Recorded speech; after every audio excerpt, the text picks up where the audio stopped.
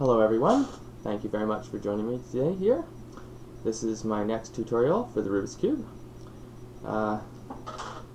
In the last three tutorials I attempted to show the basic concept behind the first half of what I refer to as the corners edges solution method. So just as the name implies, all 8 corner cubes are solved first, positioned and oriented.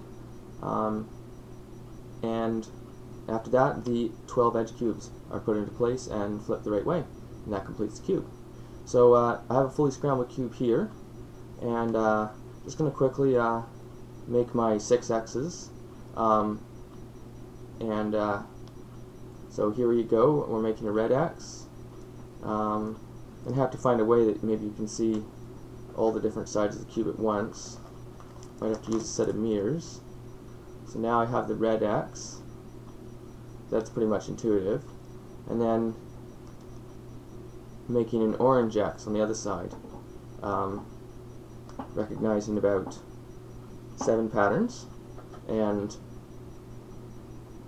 again, memorizing sequences that don't usually exceed 7 moves in length. I'll just count this one. 1, 2, 3, 4, 5, 6, 7, 8, 9, 10, 11. So that one was a bit longer than normal, but they almost always have a pattern to them, which makes them easy to memorize. Anyway, we now have, these cubes. All the cubes that go on the orange face are on the orange face, facing the proper way. Same with the red cubes. Basically, all that's wrong is they need to be positioned properly, which is the third and final step. So I'm just kind of reviewing what we did before. So I'm going to go through this in more detail later, but basically, you hold the cube with, for example, the orange side facing up, and then you look around. You look around the top layer here. In this case, we'll call it the top, and you just basically look at the 2 corner tiles. So in this case, it would be. See here if I can line everything up with the camera. We have blue and green, so that's not a match. Basically checking whether they're the same or different. White and yellow, blue and green, white and yellow. That's actually a classic pattern. As soon as you see that one, it means 0 pairs along that slice. So you got a count of 0 on that side. Then you flip it over, look at the red side, just do the same thing again. So we have a single pair here, and again it's tricky because the camera's seeing the side I don't see. But we have no pair here. White and yellow here, and yellow and blue here. So, out of 8 potential pairs, we have only 1. So, anyhow, there's nothing wrong with that. It doesn't make it any harder to solve if there's more or fewer pairs. And again, in this case, it's about 5 combinations. In fact, I'm going to try to run through them right now real quick. There can either be 0, 1, 2, 4, or 5 to the best of my memory out of 8. Those are the only possible combinations for this method. Anyhow, it's very similar to the previous one. You hold the cube with either the red side or the orange side facing up, depending on how the pairs are lined up. You also need to twist the red side compared to the orange side to line up the pairs with each other, and the whole cube has to be rotated along its vertical axis so that the sequence is executed with the cube in the right formation. And then again, the sequence isn't very long. So in here is 1, 2, 3, 4, 5, 6, 7, 8, 9. 9 moves. Now, it doesn't look like 6 X's right now, but as you see, if you look around now at the top here of the red side, we've got all pairs, and same with the orange side. So it really is 6 X's. It just requires the extra step of lining it all up, and then you can sort of see the checker pattern concept where the centers and the corner tiles are all perfectly lined up, and we've now positioned and oriented properly 8 corner cubes. So we have 8 corner cubes, each of which can be in 8 different locations. They're all positioned properly, and they all could have 3 different orientations, and those are all correct. So it's a lot of combinations, all been made right. So anyway, now, for the next step, working on the process of putting in the edge pieces. From here, it's actually almost intuitive. The way I like to do it is I like to fill in the 3 out of the 4 edge pieces for the red face. So, for example, look over here. Let's see, let's face the camera, and it's like looking in the mirror. Okay, so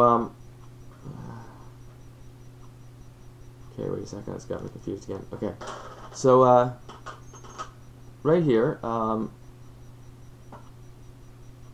okay, so the red face is on top, and so basically we've got red on top and blue in front facing the camera, and we can see how the corner tiles match that. You know, red on top, blue in front. So it's fairly obvious what cube belongs right here. It needs to be the red and blue cube. So basically we just go on a little hunt around the cube, find that one. So it's right over here. And then this is going to be a long video. I wonder how long it's going to take to upload. Then what we do is, okay, so there's a few different combinations. Again, I'll go back over these and condense these down. I'm sort of doing this for practice. So you know, if you look at the cube, you can look at the cube different ways. Right now, if you look at it in terms of slices, we have the red slice, or the top slice, we have the middle slice, and we have the orange slice, or bottom slice. So anyway, our goal is to basically fill in everything except for one on the top slice, right? We've done the 4 corners, we would need to do the 4 edges, but we're going to leave one undone. I'll explain why later. And so anyhow, in this case it's quite simple.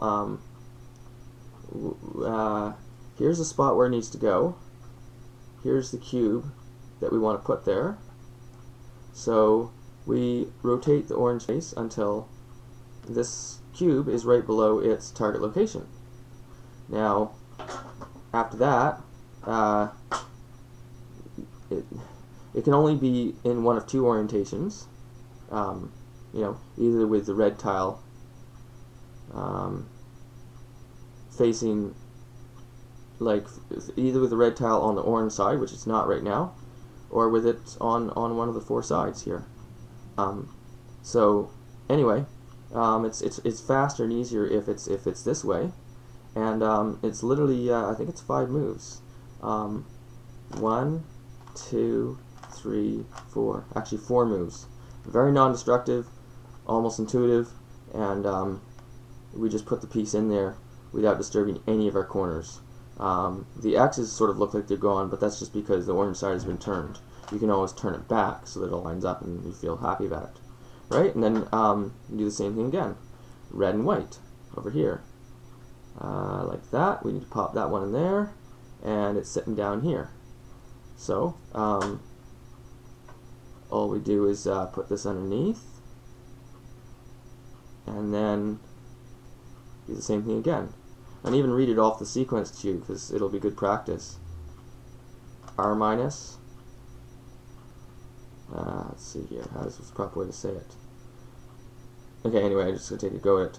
R minus, T minus, D plus, P plus. Yeah, I guess so. I'm not used to reading out the notation, but this is why I'm doing this. Okay, and then, you know, again, we're getting lucky here because, you know, we see another one. Like, basically, when I saw this, I looked for the red tiles on the edge because they're the fast and easy ones. So here's another one, red and yellow. This is the exact same formula. You twist it around until it's underneath where it needs to go, and then you execute this sequence, and it's in place. So now, as you can see, we have now completed all but one out of the 8 cubes of the top slice. So I mean, we're making major progress. We just did 3 out of the 12 edge cubes, and after that the cube's done. So I think I'm gonna leave that video there. That kind of this is where I divided at a certain step anyway. Thank you for watching, everyone, and hope you enjoyed it. See you next time.